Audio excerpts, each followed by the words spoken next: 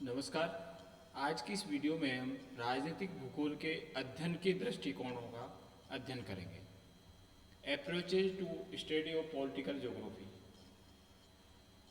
इसके अंतर्गत इसके उद्देश्य, प्रस्तावना, शक्ति विश्लेषण दृष्टिकोण, प्राकृतिक वातावरण, परिवहन एवं संचार, कच्चा, अर्ध कच्चा एवं निर्मित सामान, जनसंख्या, राजनीतिक संरचना, ऐतिहासिक दृष्टिकोण, संरचना संबंधी दृष्टिकोण, कार्य संबंधी दृष्टिकोण, आंतरिक पक्ष, बाह्य पक्ष, क्षेत्रीय संबंध, आर्थिक संबंध, राजनीतिक संबंध, सामरिक संबंध, क्षेत्र एकरूपता सिद्धांत, क्षेत्रीय एकरूपता सिद्धांत द्वारा बांग्लादेश का उद्भव, विश्लेषण, तंत्र उपागम आदि विभिन्न बिंदुओं का विस्तार से अध्ययन करेंगे।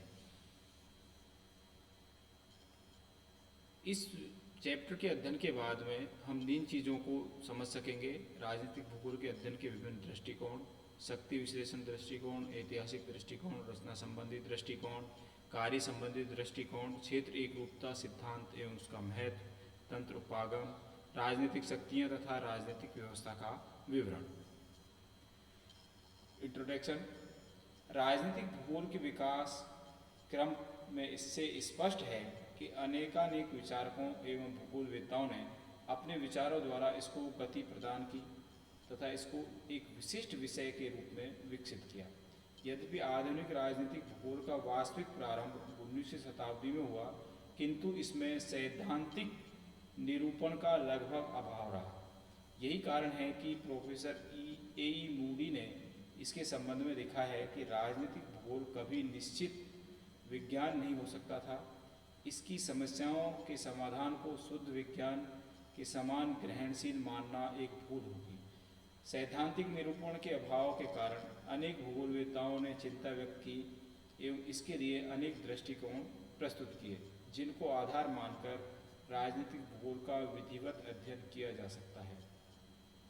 यह कार्य मुख्यतः विगत 40 वर्षों से विशेषकर हुआ है। इसमें सबसे महत्वपूर्ण कार्य रिचार्ड हर्ट्सॉन स्टीफन बी जोन्स का है। सामान्यतः राजनीतिक भूगोल के अध्ययन के 6 निम्नलिखित प्रमुख उपागम हैं। नंबर 1, शक्ति विश्लेषण दृष्टिकोण, ऐतिहासिक दृष्टिकोण, संरचना संबंधी दृष्टिकोण, कार्य संबंधी दृष्टिकोण, क्षेत्र एकरूपता सिद्धांत, तंत्र उपागम दृष्टिकोण। पहले आता है शक्ति विश्लेषण दृष्टिकोण, द पावर एनालिसिस अप्रोच। शक्ति विश्लेषण दृष्टिकोण अधिकांशतः राजनीतिकों द्वारा अपनाई हुई विधि है। इसमें अनेक विचारक भौगोलिक तत्वों को शक्ति तत्व के रूप में स्वीकारते हैं। वे राष्ट्रीय शक्ति के 5 स्वरूप अर्थात भौगोलिक, आर्थिक, सामाजिक, राजनीतिक एवं सैनिक वर्णित करते हैं। भौगोलिक तत्वों जैसे स्थिति, विस्तार, आकार, कृषि युक्त एवं अकृषि युक्त क्षेत्र, जलवायु का प्रभाव न केवल भूमि के उपजाऊपन पर अपितु मानव शक्ति पर एवं क्षमता पर और राष्ट्रीय संसाधनों पर पड़ता है। इस प्रकार के दृष्टिकोण को सीमित भौगोलिक दृष्टिकोण कहा जाएगा।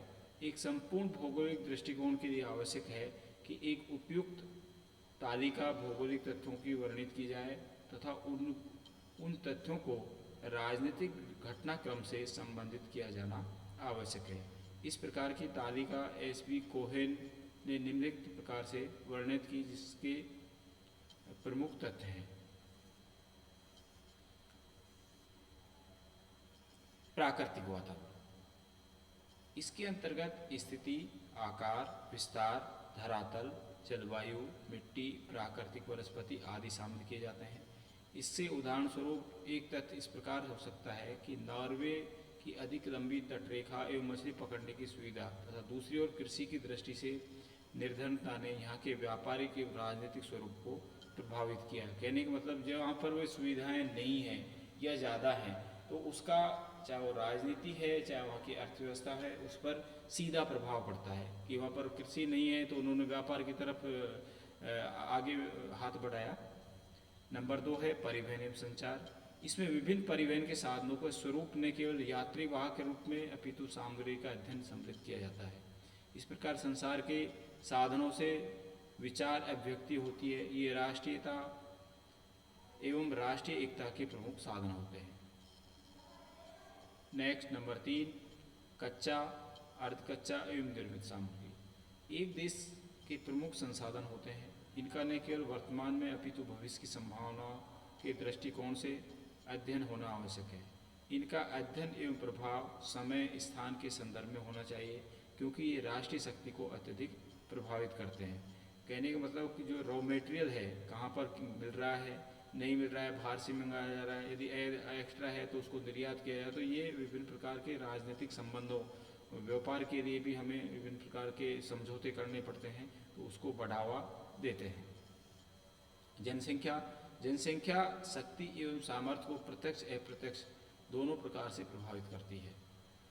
जनसंख्या के अंतर्गत उसकी गुणात्मक भावनात्मक विशेषताएं जैसे तकनीकी ज्ञान, धर्म आदि को भी ध्यान में रखना आवश्यक है। पॉपुलेशन किसी क्षेत्र की एक पावर के रूप में, कार्यशील शक्ति के रूप में ये कार्य करती है, और इसमें विभिन्न चाहे तकनीकी ज्ञान है, धर्म है, इसका भी विशेष ध्यान रखा जाता है। राजनीतिक संरचना, इसके अंतर्गत प्रशासकीय स्वरूप, आदर्श एवं उद्देश्यों का राष्ट्रीय एवं अंतर्राष्ट्रीय परिवेश में अध्ययन होना आवश्यक है। उपयुक्त तथ्यों के आधार पर सांख्यिकी सूचनाएं प्राप्त करना सरल है, किंतु उनके आधार पर मूल्यांकन हेतु अंक सीमा निर्धारण करना अत्यधिक जटिल कार्य है, क्योंकि किसी एक तत्व को प्रधानता देने या कमी करने से परिणाम में अंतर आ सकता है। यदि जनसंख्या को अधिक महत्वता दी जाए तो चीन भारत का स्थान सर्वोच्च हो जाएगा। यही तथ्य यदि शहरी जनसंख्या के प्रतिशत, इस्पात उत्पादन, कृषि युक्त क्षेत्र आदि के लिए सत्य है। इससे यह तात्पर्य नहीं है कि उपयुक्त तथ्यों के आधार पर शक्ति विश्लेषण नहीं किया जाए, अपितु इससे प्राप्त परिणाम तुलनात्मक अध्ययन के लिए अत्यंत उपयोगी सिद्ध हो सकते हैं। तो ये आपके प्राकृतिक जो वातावरण है, या कहें कि शक्ति विश्लेषण दृष्टिकोण में है, तो प्राकृतिक जो तथ्यों के अंतर्गत ये बिंदु आते हैं। अब आता है आपके ऐतिहासिक दृष्टिकोण, राजनीति को पढ़ने का हिस्टोरिकल अप्रोच। राजनीतिक भूगोल में ऐतिहासिकता का अध्ययन भी महत्व रखता है। इसकी उपयोगिता हार्टसॉन, जोन्स, विस्ट्री आदि आविष्कारकों ने स्वीकार की। इसका प्रमुख उद्देश्य भूतकाल की घटनाओं का अध्ययन करके न केवल प्राचीन परिस्थितियों से अवगत होना है, अपितु वर्तमान समस्याओं के समाधान का मार्ग भी प्रशस्त होता है। हम पूर्व को जान करके भविष्य में उससे समस्याओं से बच सकते हैं, उनका निराकरण निकाल सकते हैं। एक राज्य का केंद्रीय स्थल से क्रमिक विकास, सीमा प्रदेशों पर आक्रमण, उपनिवेश का विस्तार आदि अनेक समस्याओं को ऐतिहासिक विवेचन से ही समझा जा सकता है कि क्या कब कब किसी ने युद्ध किया या आक्रमण हुए, और उनसे बचाव के क्या उपाय अपनाए जा सकते हैं। तो ये इतिहास बताएगा, और इतिहास को ध्यान में रखकर हम वर्तमान की सुरक्षा कर सकते हैं। इस अध्ययन में विशेष सुविधा मानचित्र पर अंकन की है, क्योंकि राज्यों का विस्तार सरलता से मानचित्र पर प्रदर्शित किया जा सकता है।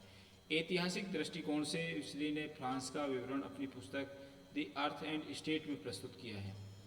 इसमें उन्होंने फ्रांस के उद्भव एवं विकास का वर्णन करते हुए उसका सफलतापूर्वक मानचित्र पर प्रदर्शित भी किया है। साथ ही उन्होंने उन सभी तत्वों को विशद विवेचन प्रस्तुत किया जो पृथ्वी और राज्यों के संबंध को प्रभावित करते हैं। तो ये था कि इतिहास को देखकर हम वर्तमान को किस प्रकार से तो अध्ययन करें, उसके समस्याओं का समाधान करें। संरचना संबंधित दृष्टिकोण, द मॉर्फोलॉजिकल अप्रोच। राजनीतिक भूगोल के अध्ययन में राज्य का सर्वोच्च स्थान सर्वोच्च है। अतः कुछ विचारकों का मत है कि राज्य की संरचना का अध्ययन ही राजनीतिक भूगोल में प्रमुखता रखता है। संरचना संबंधी दृष्टिकोण के प्रतिपादकों में हार्टसॉन भी हैं। इस दृष्टिकोण के अंतर्गत राजनीतिक क्षेत्र का अध्ययन उनके विविध आकार, प्रारूप, संरचना के आधार पर किया जाता है। प्रत्येक राज्य की राजधानी एवं उद्भव क्षेत्र, सीमाएं, प्रांतीय विभाग, साधन, अल्पवसीय भाग होते हैं जिनकी तुलनात्मक विश्लेषण किया जा सकता है। राज्य के प्रारूप को उसकी स्थिति, आकार, विस्तार के रूप में व्यक्त किया जा सकता है। इसी प्रकार संरचना शब्द मुख्यतः राज्य के क्षेत्रीय अंगों जैसे जनसंख्या, आर्थिक क्षेत्र, राजधानी, सीमाएं आदि के लिए प्रयुक्त होता है। अतः राजनीतिक भूगोल में संरचना दृष्टिकोण के अंतर्गत प्रारूप एवं संरचना दोनों का विस्तृत विवेचन किया जाता है। इस प्रकार विवेचन से राज्य के स्वरूप का ज्ञान हो जाता है तथा विश्व की राजनीतिक इकाइयों का तुलनात्मक अध्ययन सहज हो जाता है।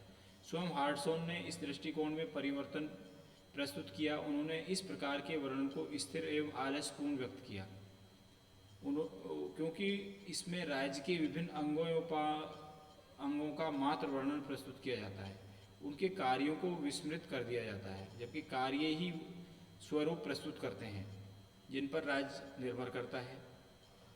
अतः संरचना का वर्णन राज्य के विभिन्न अवयवों को समझने के लिए होना चाहिए, किंतु वास्तविक परिणामों कार्यों के अध्ययन एवं विवेचन से ही संभव है। कार्य संबंधी दृष्टिकोण, द फंक्शन अप्रोच। राजनीतिक भूगोल के अध्ययन में व्यवस्थित रूप से स्वरूप के अभाव को दूर करने के दिशा में रिचर्ड हार्टसॉन का स्थान सर्वोच्च है। उन्होंने राजनीतिक भूगोल में एक नवीन दृष्टिकोण प्रस्तुत किया जो कार्य संबंधी दृष्टिकोण के नाम से जाना जाता है। इसका प्रतिपादन उन्होंने अमेरिकी भूगोलवेत्ता परिषद के अध्यक्षीय भाषण के रूप में 7 अप्रैल 1950 में किया था। इसका प्रकाशन परिषद की पत्रिका में हुआ। इसका मूल आधार था एक क्षेत्र का राजनीतिक इकाई के रूप में कार्य करते रहना। ये सिद्धांत राजनीतिक भूगोल को नवीन दिशा प्रदान करता है।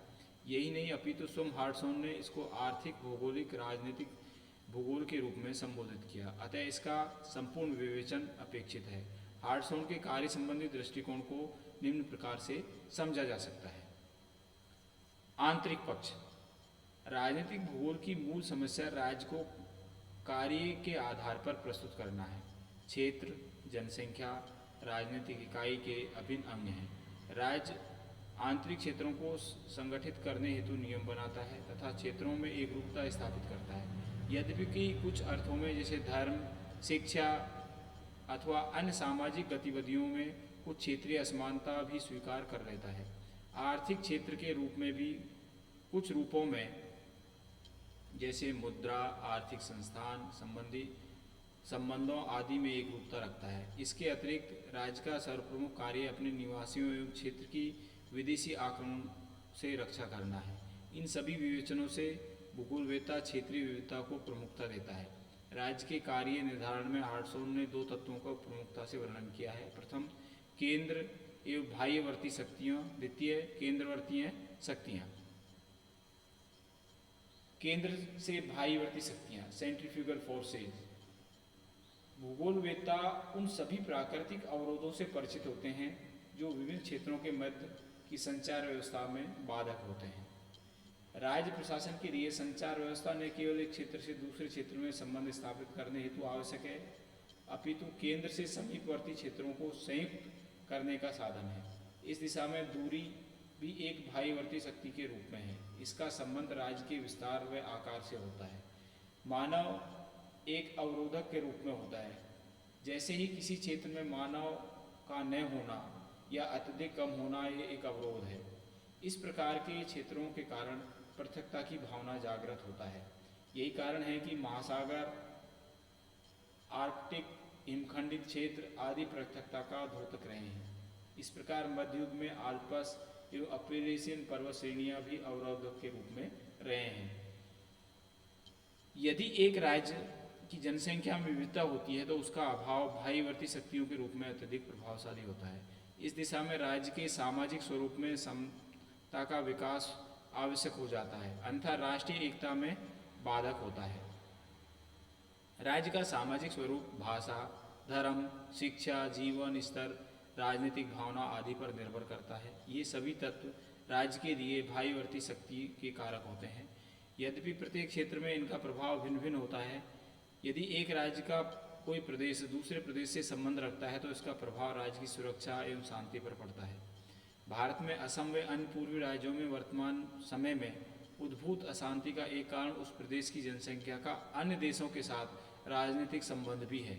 जो पड़ोसी जो चाहे भूटान है, आपका चाइना है, नेपाल है, उनसे संबंध होना तो वो उनसे उसमें बरगलाने में या उसके प्रभाव में आ जाते हैं। भूगोलवेत्ता एक प्रदेश के प्राकृतिक स्वरूप एवं आर्थिक स्वरूप के आधार पर राजनीतिक व्यवस्था का सुदृढ़ता से अध्ययन कर सकता है। तो ये बाह्यवर्ती शक्ति थी। अब केंद्रवर्ती शक्तियाँ, सेंट्रीफ्यूगल फोर्सेज। केंद्र से भाईवर्ती शक्तियों के अध्ययन से स्पष्ट होता है कि एक राज्य में अनेक तथ्य कार्यरत रहते हैं, जिनके कारण राज्य में एक रूपता के स्थान पर विविधता का विकास होता है। फलस्वरूप प्रशासन की कुशलता में बाधा पड़ती है। किंतु राज्य में केवल भाईवर्ती शक्तियाँ ही कार्य नहीं करती, अपितु उसके केंद्रवर्ती शक्तियाँ भी रहती हैं, जिनमें राज्य में एकात्मकता या एकता बनी रहती है।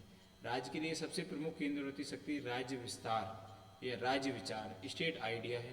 प्रत्येक राज्य के अस्तित्व का कारण रीजन डी एंट्री होता है। राजनीतिक भूगोल में यह विचार नवीन नहीं है, अपितु रेटजल एवं अन्य भूगोलवेताओं ने इस पर विचार प्रस्तुत किए हैं। रेटजल ने राज्य की व्याख्या एक क्षेत्र, एक मानव समूह, एक विशिष्ट विचार के पोषक के रूप में की है। उन्होंने ये भी व्यक्त किया कि वे राज्य शक्तिशाली होते हैं जब राज्य के राजनीतिक विचार संपूर्ण राज्य में व्याप्त होते हैं। अतः हार्टसॉन ने यह मत व्यक्त किया कि राज्य की भाईवर्ती शक्तियों से उद्भूत समस्याओं के अध्ययन ने पूर्व राज्य के प्रारंभिक राजनीतिक विचार को संयुक्त शक्ति का कार्य करते हैं का अध्ययन किया जाता है।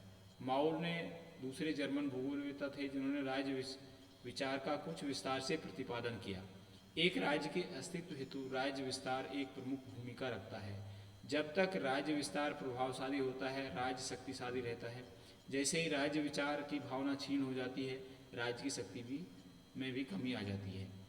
यही नहीं, अपितु अनेक बार राज्य में आंतरिक उपद्रवों का प्रारंभ भी हो जाता है। रेटजेल ने इस तथ्य का वर्णन करते हुए लिखा है कि those state are strongest in which the political idea of the feel entire body the state extend to all its parts. राज्य के विचार के अध्ययन हेतु राजनीतिक भूगोल को उस प्रदेश की ऐतिहासिक पृष्ठभूमि का अध्ययन करना आवश्यक होगा। इस प्रकार राष्ट्र परिकल्पना द कंसेप्ट ऑफ नेशन की भावना से एकत्व का विकास होता है। राज्य भाषा, धर्म, अन्य सामाजिक विशिष्टताओं के विकास का साधन मात्र नहीं है, अपितु उसका प्रमुख उद्देश्य राजनीतिक होता है। जो जो राज्य के लोगों के में परिपक्वता आती जाती है, उनकी राज्य के प्रति राजनीतिक आस्था में वृद्धि होती जाती है। सामान्यतः एक राज्य के निवासी उस सरकार को महत्व देते हैं जो उनके स्वयं के लोगों द्वारा परिचालित हो, न कि विदेशियों द्वारा। अर्थात राज्य का प्रत्येक नागरिक स्वयं को राज्य का एक अंग मानने से गौरवान्वित अनुभव करता है। यही कारण है कि औपनिवेशिक शासन के अंतर्गत प्रजा सदैव असंतुष्ट रही और क्रमशः उस शासन तंत्र का विघटन हुआ। स्वतंत्र राष्ट्रों का उद्भव हुआ। राष्ट्रीयता के विकास होने पर भाषा, धर्म की विविधता होते हुए राजनीतिक समानता का विकास होता है।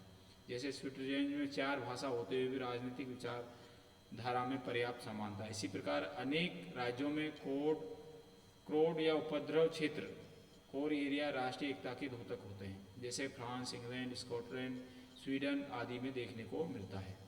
राजनीतिक भूगोल के लिए आवश्यक है कि वह राज्य के अस्तित्व के कारणों को ज्ञात रहे, क्योंकि इसी के द्वारा राज्य में एकता रहती है। सर्वप्रथम उस क्षेत्र का निर्धारण करना होगा जहाँ राज्य ये विचार कार्य रूप में हैं। तत्पश्चात अन्य क्षेत्रों में उसकी प्रधानता, अंत में राज्य के सभी क्षेत्रों को संयुक्त करने की क्षमता का अध्ययन आवश्यक है। इसके अंतर्गत ये अध्ययन करना भी आवश्यक है कि राज्य की कानूनी सीमा के अंतर्गत व्याप्त विविधताओं किस प्रकार से राज्य के राजनीतिक स्वरूप एवं राजनीतिक संगठन को प्रभावित करती हैं। बाह्य पक्ष। राजनीतिक भूगोल में राज्य के कार्य संबंधी दृष्टिकोण में हार्टसॉन ने द्वितीय चरण में राज्य के बाह्य कार्यों का अध्ययन सम्मिलित किया। इसमें राज्य के अन्य राज्यों, संगठनों के साथ विभिन्न प्रकार के संबंधों को सम्मिलित किया जाता है। इस संबंधों को 4 समूह अर्थात क्षेत्रीय, आर्थिक, राजनीतिक, सामरिक में विभक्त किया जा सकता है। क्षेत्रीय संबंध, इसमें सर्वप्रथम सीमावर्ती प्रदेशों के साथ संबंध विकसित किए जाते हैं। प्रत्येक देश की सीमाओं का निर्धारण एवं क्षेत्रीय समायोजन अंतर्राष्ट्रीय संबंधों को अत्यधिक प्रभावित करते हैं तथा ये भौगोलिक अध्ययन में महत्व रखता है। सीमाओं के निर्धारण, प्राकृतिक कार्य आदि पर राजनीतिक भूगोल में पर्याप्त कार्य किया गया है। सीमाओं का राज्य के जीवन में अत्यधिक महत्व होता है। विगत 2 दशकों में अमेरिकन अन्य देशों ने भूगोलवेताओं ने सीमाओं के उद्भव, प्रकार, महत्व पर महत्वपूर्ण कार्य किए हैं। इनका विस्तार से विवेचन सीमांत एवं सीमा नामक अध्याय में हम इनका स्टडी करेंगे। सीमाओं की राजनीतिक महत्ता है, वहीं आर्थिक भी, क्योंकि सीमा पर व्यापार हेतु राज्य नियम बनाता है। आर्थिक संबंध, इकोनॉमिक रिलेशन, राज्यों में विभिन्न वस्तुओं का व्यापार आर्थिक भूगोल के क्षेत्र से संबंध रखता है, किंतु राज्य द्वारा आर्थिक संबंधों का निर्धारण किया जाता है। आर्थिक व्यापार की नीतियों का निर्माण राज्य द्वारा किया जाता है। अधिकांशतः व्यापार उन्हीं देशों के साथ किया जाता है। राजनीतिक संबंध मित्रतापूर्ण होते हैं, अतः राज्यों के आर्थिक संबंधों का अध्ययन राजनीतिक भूगोल में सम्मिलित किया जाता है। भूगोलवेत्ता इस अध्ययन में एक राज्य से दूसरे राज्य पर आर्थिक निर्भरता का उसकी स्थिति राजनीतिक संदर्भ में अध्ययन करता है। आर्थिक आदान प्रदान की प्रक्रिया में राज्य का आकार, विशेषकर जनसंख्या के संदर्भ में की विशेष भूमिका होती है। साथ ही राजनीतिक संबंधों का आर्थिक संबंधों के निर्धारण में महत्वपूर्ण योग होता है। जैसे ही एक देश के दूसरे देश के साथ राजनीतिक संबंध विच्छेद होते हैं, उनके आर्थिक संबंध, व्यापार आदि भी समाप्त हो जाते हैं। वर्तमान में विदेशी आर्थिक सहायता भी महत्वपूर्ण भूमिका है, जैसा कि आज हम चाइना के साथ में कर रहे हैं कि जब राजनीतिक को तनाव होने की वजह से, सीमा पर तनाव होने की वजह से हमने उससे आर्थिक जो संबंध हैं उनको भी ख़त्म कर दिया है। राजनीतिक संबंध, पॉलिटिकल रिलेशंस, राजनीतिक संबंध के अंतर्गत मुख्यतः एक राज्य का उस क्षेत्र से अतिरिक्त भाग पर सफल राजनीतिक नियंत्रण सम्मिलित किया जाता है, जैसे उपनिवेश, नियंत्रण प्रदेश आदि। इस प्रकार औपनिवेशिक या साम्राज्यवादी राज्य पश्चिम यूरोप में 8, संयुक्त राज्य अमेरिका, जापान, ऑस्ट्रेलिया, न्यूजीलैंड है। जर्मनी प्रथम महायुद्ध के पश्चात एवं जापानी द्वितीय महायुद्ध के पश्चात इस तालिका से अलग हो गए। इसके अतिरिक्त कुछ राज्यों के समीप कानूनी दृष्टि से उनके अंग हैं, किंतु वास्तव में वो राज्य के अंग नहीं हैं। इस प्रकार के देशों में कनाडा, नॉर्वे, स्वीडन, रूस, चीन, दक्षिण अफ्रीका, लैटिन अमेरिका, अनेक देशों, इंडोनेशिया आदि का वर्णन हार्टसॉन ने किया है। राजनीतिक संबंधों में राज्यों द्वारा आपसी हितों की रक्षा के लिए किए गए समझौतों का अध्ययन सम्मिलित किया जाता है।